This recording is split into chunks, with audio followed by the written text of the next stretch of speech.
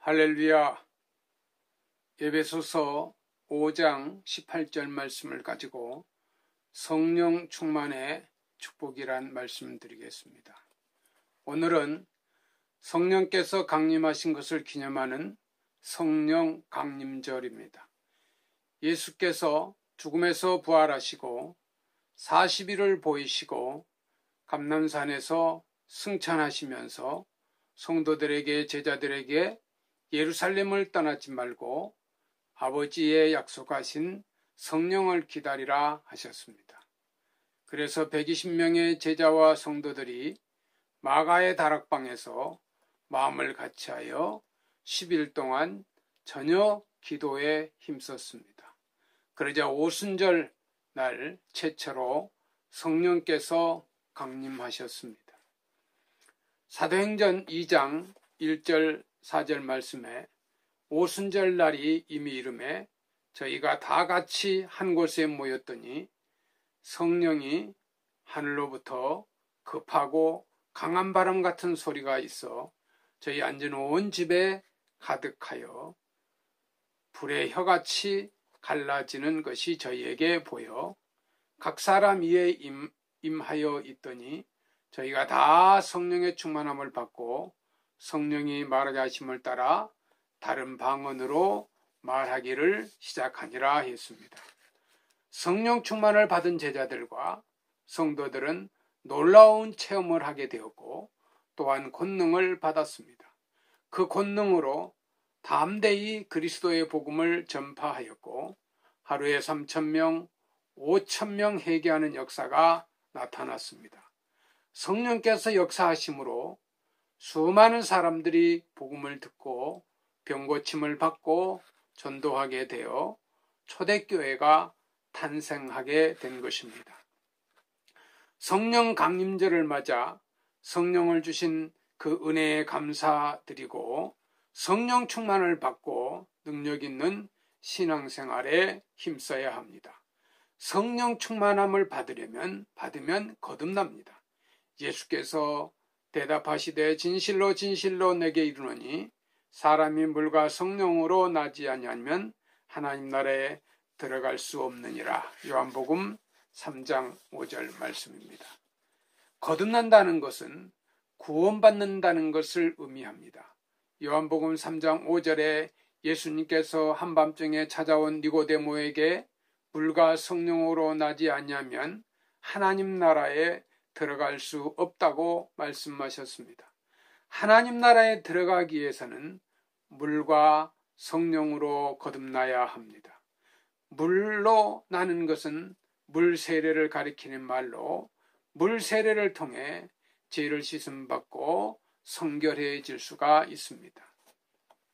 성령으로 나는 것은 성령 세례를 가리키는 말로 죄로 인해 죽었던 영혼이 살아나는 역사, 신령하고 새로운 존재로 거듭난 이 신비한 체험을 하게 됩니다.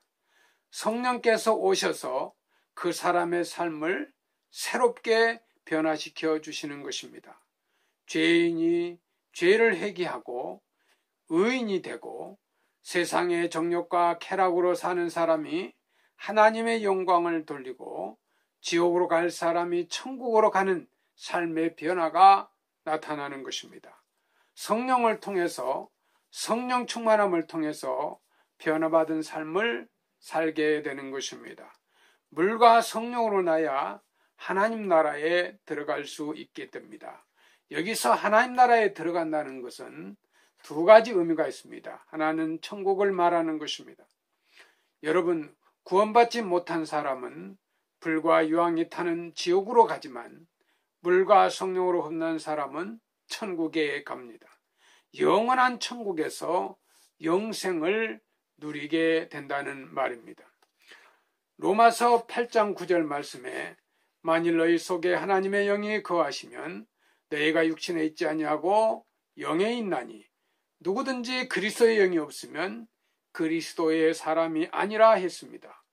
우리가 그리스도의 사람, 하나님의 사람이 되기 위해서는 하나님의 영이 함께해야 하는 것입니다. 성령 충만함을 받으면 하나님의 말씀을 듣고 그 말씀을 깨닫게 됩니다. 성령을 받으면 하나님의 말씀에 감격하게 되고 그 말씀을 깨닫게 되고 하나님의 말씀의 능력과 권능이 나타나게 됩니다. 성령으로 충만함을 받으면 하나님의 뜻대로 기도해서 응답을 받습니다. 스위스의 철학자, 신학자 칼바르트는 성령은 우리를 거룩하게 하시며 그의 역사를 통하여 우리를 진리로 인도하신다라고 말했습니다. 우리의 삶을 더럽고 추한 죄악에서 거룩한 삶, 의로운 삶을 살게 만들어 주시는 것입니다. 사도행전 1장 8절 말씀에 오직 성령이 너에게 임하시면 너희가 권능을 받고 예루살렘과 온 유대와 사마리아와 땅끝까지 이르러 내 증인이 되리라 하시니라. 성령 충만 받고 능력을 받아서 귀신도 쫓아내고 모든 병도 고치고 모든 능력을 제어하는 권세를 가지고 복음도 전파하고 승리하는 삶을 살게 되는 것입니다. 성령을 받으면 능력 있는 사람이 됩니다. 마귀와 죄악과 싸워서 승리하는 삶을 살아갈 수 있습니다. 스가랴서 4장 6절 말씀에 그가 내게 가로되 여호와께서 스룹바벨에게 하신 말씀이 이러하니라. 만군의 여호와께서 말씀하시되 이는 힘으로 되지 아니하고 능으로 되지 아니하고 오직 나의 신으로 되느니라 했습니다. 내 생각, 내 지식, 내 힘, 내 능력으로 하지 말고 성령의 능력으로 일하시기 바랍니다. 성도 여러분, 성령께서 함께 하시면 가난과 저주가 물러가고 하나님의 도움과 성령의 능력으로 불가능을 가능케 합니다. 기독교 신앙은 성령의 도움으로 불가능한 것을 가능케 합니다. 불가능에 도전해서 기적을 나타내고 창조적인 역사를 나타내는 것이 바로 기독교의 신앙입니다.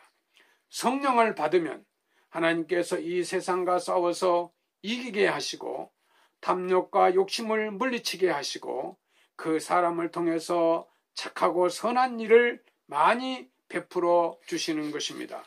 백석교회 성도 여러분, 성령 충만 받으시기를 바랍니다. 성령 충만 받기 위해서 기도하시기 바랍니다.